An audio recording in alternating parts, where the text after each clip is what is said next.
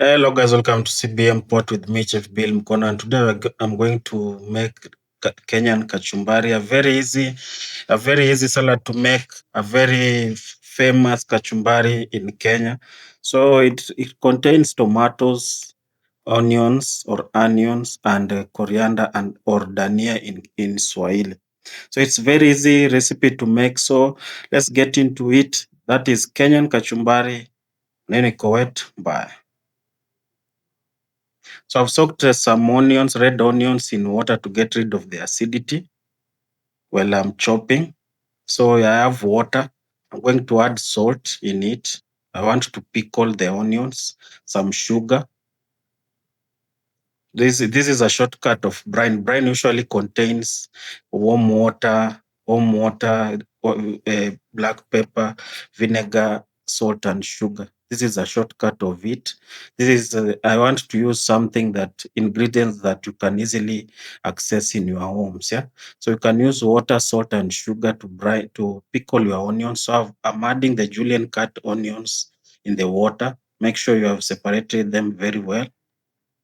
Make sure you have separated the onions very well and put them in the water. And then after you have added them in the water, you have to make sure those onions are very well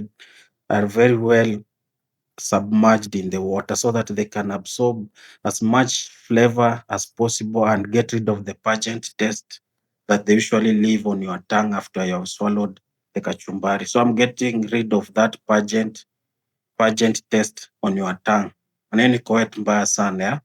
So na hapa hivi ni kuongezea mautamu reloaded. That's why I'm making sure they are very well submerged in the water so that they can absorb as much flavor as possible.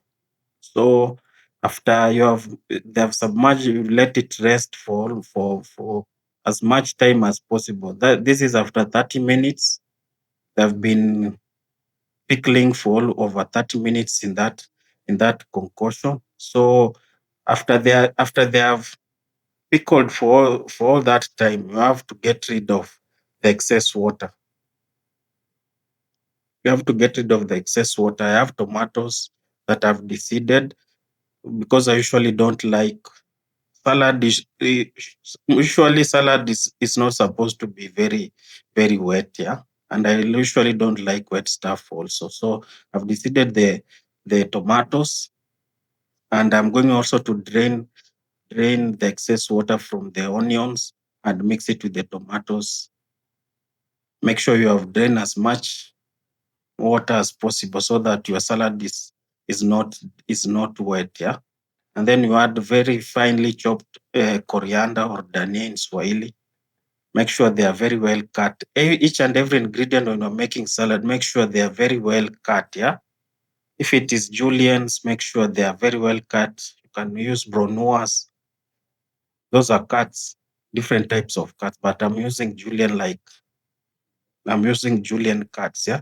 I'm going to add vinegar. That vinegar usually helps in eradicating any cross contamination that might have occurred while you are cutting the ingredients and mixing them.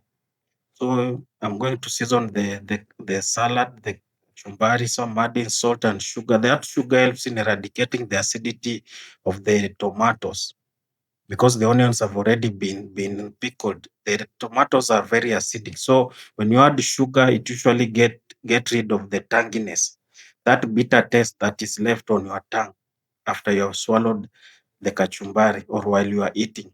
So when you add sugar, it eradicates that tanginess from your mouth.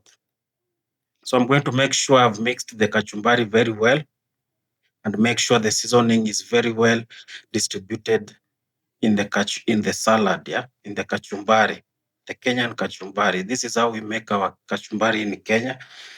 This one is also known as Mexican salsa in Mexico or in American countries or Europe. So this is our version of Mexican salsa. It's called Kenyan kachumbari. This is how we make our kachumbari, and that is our kachumbari for today.